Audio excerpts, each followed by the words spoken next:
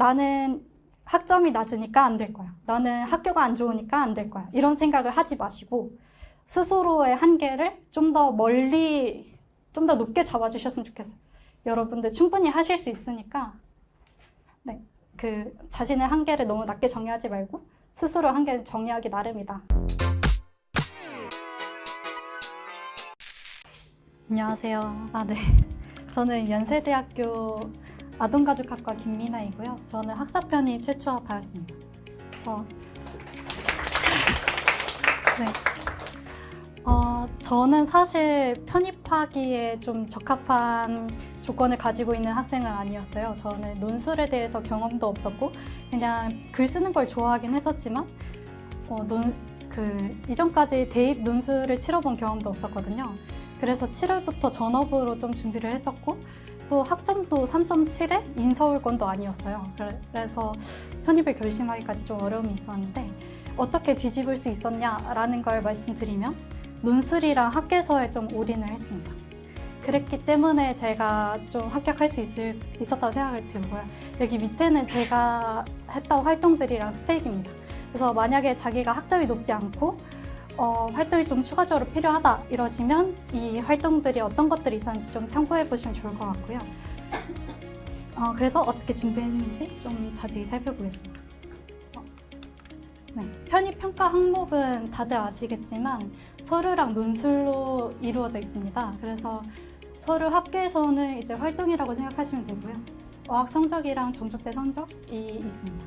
사실 어학 성적은 그렇게 크게 중요한 항목은 아니라고 생각이 들고 그래서 활동이랑 논술 그리고 전적대 성적이 있는데 사실 바꿀 수 있는 부분은 논술이잖아요. 그래서 논술에 집중하시는 게 가장 중요하다고 생각이 듭니다. 그래서 편입 제출 서류들에 대해서 먼저 안내를 드리면 이렇게 진행이 되고요. 이게 굉장히 중요한 부분인 게 이거를 실수하시는 학생들이 되게 많아요. 그래서 여기 보시면 고대는 원서 접수 시에 제출을 하는데 재학생들은 2학기 수강 신청 확인서를 제출을 해야 돼요. 근데 이거를 안 내는 학생들이 되게 많아서 이 부분 꼭 강조드리고 싶고요. 또 고대 중에 서류 같은 부분이 있어서 되게 헷갈려 하시는 분들이 많은데 여기 이렇게 파일명을 고대는 직접 전달을 해줘요. 그래서 이 형식을 반드시 지켜주셔야 되고 G파일로 압축하기를 다음번에 하셔야 돼요. 그래서 여기 1점 띄고 학력증명서 언더바 수험번호 이 형식을 안 지키시면 또 약간 불이익이 있을 수 있기 때문에 꼭 확인을 해주셔야 되고요. 또 연세대 같은 경우에는 기타 서류라고 해서 활동 증빙서를 내야 돼요. 근데 이때 목록표에 기재한 순서대로 스캔을 하여서 하나의 PDF 파일로 제출을 하셔야 되고요. 그때 여기 5번, 1, 2, 3, 4, 5번 항목으로 적어야 되고 우측 상단에 적어야 됩니다. 그래서 이거 안 하시는 학생들도 되게 많은데 다시 더블 체크 하셔야 되고 안 그러면 편입 거기서 연락 와서 다시 제출해야 되고 이런 불상사가 있기 때문에 꼭 알아주셔야 되고 그리고 여기 맨 밑에 이거 어떻게 해야 연세대 측에서 이게 진짜 서류인지 아닌지 판별할 수 있는지를 밑에 적어주셔야 돼요. 이거를 알려주는 곳이 많이 없어서 제가 들고 왔는데 이것도 꼭 유념을 하시고 계셔야 됩니다. 그래서 학계서 작성 팁인데요. 이거는 사실 임국향 교수님의 학계서 첨삭을 받으시는 걸 가장 추천드립니다. 그래서 저도 첨삭을 받았었고 혼자 했었으면 이 연세대가 뭘 원하는지 어떤 인재상을 원하는지 전혀 알 수가 없어요. 그래서 꼭 임국향 교수님 학계서 첨삭을 듣는 걸 추천드리고 두 갈식으로 작성하고 저는 가장 자신 있는 스펙이 이제 아동가족학과다 보니까 정교사 자격증이랑 보육교사 자격증이 있다는 거를 두 번째 줄에 적었어요. 이제 두 갈식으로 적어야 되기 때문에 첫 줄에는 입학 동기에 대해서 먼저 적고 뭐 때문에 입학하게 되었습니다. 그리고 저는 바로 정교사 자격증이나 보육교사 자격증을 취득하는 과정에서 이렇게 적어서 가장 자신 있는 스펙을 맨 앞에 적어야 되고요. 또 모든 문항들이 하나의 주제로 연결되게 이 학생이 이 문제에 대해서 진짜 진심이구나 이거를 교수님들이 확인할 수 있게 적어야 되고요. 그래서 객관적인 자료를 토대로 제가 논문을 찾아봤을 때 이런 개념이 있었고 이 개념을 이렇게 적용해 보고 싶습니다. 이런 식으로 좀 작성을 하는 것이 좋습니다. 이제 월벌 편입 공부 일정인데 이거는 제가 7일부터 전업으로 시작을 해서 이렇게 했습니다. 그래서 7월에는 서류에서 만약에 자기가 부족한 활동이 있다 그러면 그거를 더 채워 넣으셔야 되고요. 그리고 논술에 대해서 기초를 잘 쌓아주셔야 돼요. 그래서 7월 달에 편성된 게 1, 2, 3, 4 이렇게 되어 있는 걸로 아는데 1, 2에 좀 더 집중을 하는 것도 괜찮고 1, 2, 3, 4를 다 한 번씩 이렇게 정독을 하고 지나가야 되는 게 7월이라고 생각합니다. 그래서 7월에 만약에 어학 성적이 없으시다면 7월 안에 반드시 따주셔야 돼요. 그리고 8, 9, 10월에 이제 스터디랑 개인 공부를 통한 논술 실력을 좀 향상하는 시기인데 아마 저는 9월 달부터 스터디를 시작을 했어요. 그래서 그 전에 제가 공부하던 그 루틴을 스터디원들이랑 공유를 하고 그를 바탕으로 이제 계속해서 그걸 쌓아나가다 보니까 많이 도움이 됐던 것 같고요. 11월이랑 12월에는 이전 단원을 복습을 하고 이제 실전 훈련을 해야 되는 시기입니다. 여러분, 그 임국한 교수님 커리를 그냥 다 따라주시면 된다고 생각하면 돼요. 네, 그리고 이거 QR코드 있는데 제가 이 내용을 그 구글 시트로 만들어 두었어요. 그래서 이거 스터디원들이랑 공유하셔도 되고요. 그래서 저 같은 경우에는 이제 수업이 있는 요일 빼고 수업이 있는 요일이 9월 달에는 월요일이랑 화요일 수업을 제가 들어서 월, 화, 토 이렇게 들어가지고 그때 복습을 좀 했고요. 수업 듣고 바로 문장 재진술이랑 이제 기억이 휘발되기 전에 요약하고 2차 논풀하고 모분 답안 필사하고 이런 식으로 진행했고 주간과제 여러분 주간과제 꼭 하셔야 돼요. 주간과제에 그 수업에서 다 다루지 못하는 주제들이 너무나 많기 때문에 이걸 다 들어주시면 좋고 남는 시간에는 수요일이랑 목요일에는 레벨 1, 2, 3, 4를 복습을 좀 했고요. 그리고 브릿지 특강도 꼼꼼하게 복습하고 일요일에는 메이크업 데이라고 해서 제가 뒤에 이제 키워드 정리 방법 알려드릴 건데 그거를 좀 하면 좋을 것 같습니다. 저는 메이크업 데이에 이제 월요일부터 토요일까지 했던 과목들 중에 좀 부족한 부분이 있으면 그거를 메꿔놓는 걸 많이 했습니다. 그래서 문제별 공부 방법인데요. 여기 이렇게 저는 맨 처음에 문제에 대해서 적습니다. 문제를 그대로 적는데 여기 가의 문제에 대해서 서술하고 나와 나를 비교하시오잖아요. 그래서 여기서 문제를 좀 나눠요. 가의 문제에 대해서 먼저 이야기하라 했으니까 가의 문제에 대해서 쭉 적습니다. 그래서 1차 답안으로 가의 문제가 무엇인지 좀 요약한 거를 적고 그 다음에 모범 답안을 필사하고 교수님 책에는 이제 타학생 예시 답안이 있어요. 그래서 거기 교수님 답안은 약간 깔끔하게 딱 떨어지게 적혀 있기 때문에 만약에 자기가 원하는 키워드를 좀 더 뽑을 수 있기 위해서는 타학생 예시 답안을 필사하는 게 필요합니다. 그래서 그 읽다 보면 이 학생 답안 괜찮은데 싶은 것들이 있는데 거기에 그걸 다시 필사하면서 중요한 키워드를 현황 표시합니다. 그리고 나서 제 1차 답안 문제를 다시 보면서 어떤 문제점이 있는지 예를 들어서 너무 표면적으로만 작성했다. 키워드가 이거 빠졌다. 이런 식으로 다른 색깔 물펜으로 좀 키워드를 문제점을 피드백 해줬고요. 그 다음에 여기 이제 현황 표시한 이 키워드들을 제가 나름대로 구조화했습니다. 그래서 이 키워드를 몇 번째 줄에 넣을 건지 그리고 어떤 결론에 의해서 얘가 나온 건지 이런 것들을 좀 적어줬습니다. 그래서 1차 답안을 수정한 다음에 이 1차 답안이 약간 좀 마음에 안 들 수가 있거든요. 그래서 그거를 한 번 더 수정하고 이런 식으로 저는 복습을 했습니다. 이제 키워드 정리 방법인데요. 이것도 제가 구글 슬라이드로 좀 정리를 해둔 건데 제가 메이크업 데이 때 이 키워드 정리를 많이 해뒀으면 좋았을 텐데 많이 못해가지고 여러분들이 좀 채워주면 좋지 않을까 싶습니다. 그래서 논술 구성 3요소 이건 제가 마음대로 정해둔 건데요. 각각 뜯어보면 이제 주제가 있어요.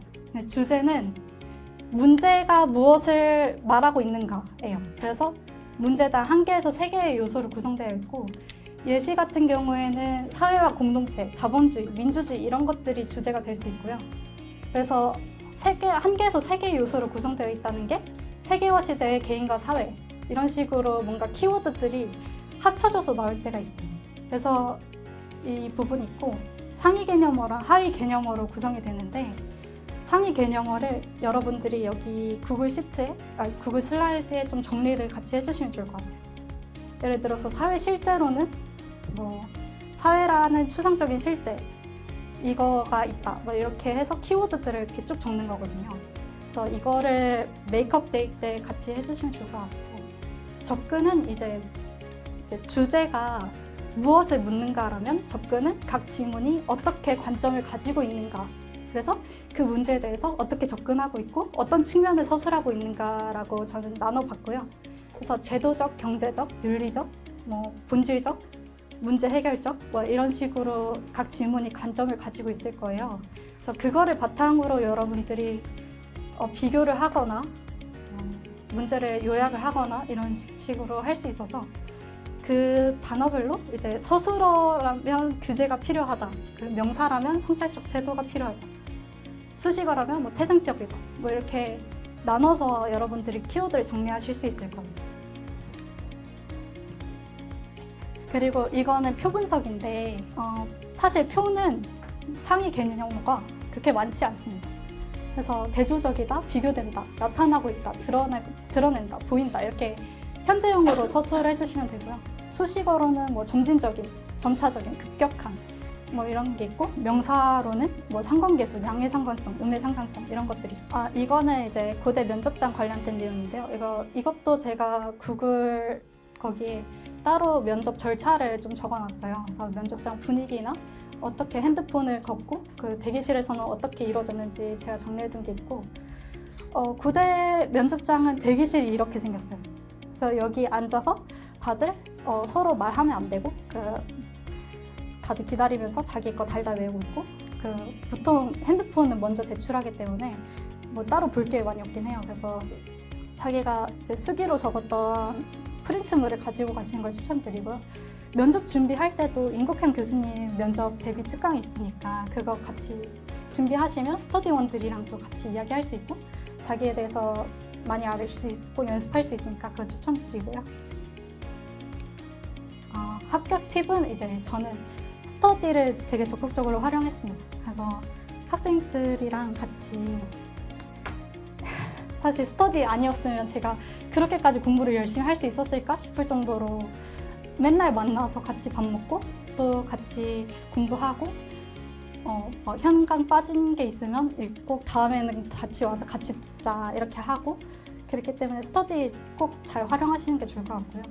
그래서 스스로의 현 상태를 파악하는 게 제일 중요해요. 만약에 내가 아직 기초가 좀 부족한 것 같다 아니면 내가 어떤 특정 주제에 대해서 점수가 잘 안 나온다 이러면 그 주제를 반복해서 연습하는 것이 필요하고 또 봤던 문제를 또 보고 오래 생각하는 것도 중요합니다. 저는 처음에 문제 풀 때 한 문제당 6시간씩 적고 풀었어요.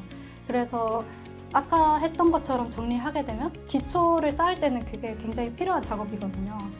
그래서 여러분들도 문제를 너무 많이 풀기보다는 봤던 문제를 계속해서 보고 다르게 생각해보고 이런 생각하는 힘을 기르시는 게 중요하고요.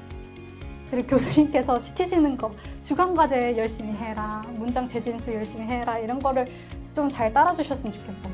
그리고 추가적으로 제가 책을 추천해드리고 싶은 거가 있는데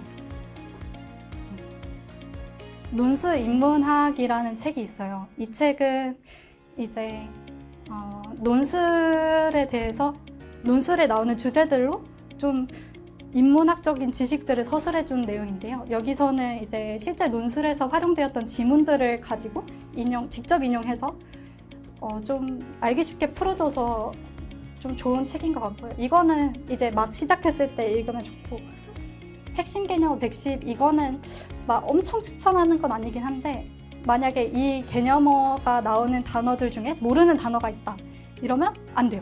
모든 단어를 알고 계셔야 되기 때문에 이 개념어는 내 상식 수준을 이제 좀 탄가랑할 때 필요하다라고 하고요. 철학 유튜브가 있어요. 여러분 약간 공부가 너무 하기 싫다. 약간 이제 좀 유튜브 좀 보고 싶다. 이럴 때 이 5분 뚝딱 철학 유튜브가 그래도 철학적인 내용을 담고 있어서 그냥 사실 논술이라는 게 그 특정 철학 사조에 기초해서 나올 때도 있거든요. 그래서 이거 유튜브 보시는 걸 추천드리고 저녁에 좀 잠이 안 온다 싶으면 이분 티베리우스 철학 강의 해주시거든요. 그게 진짜 잠이 너무 잘 와요. 그래서 다른 것을 보기보다는 그래도 논술에 관련된 유튜브를 보면서 자면 좋으니까 이거 추천드립니다.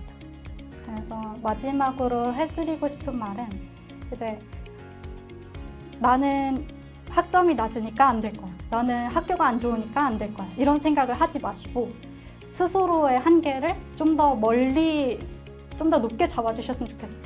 여러분들 충분히 하실 수 있으니까 네, 그 자신의 한계를 너무 낮게 정의하지 말고 스스로 한계를 정의하기 나름이다. 그리고 자신의 가능성을 잘 믿고 꼭 도전해 주셨으면 좋겠습니다.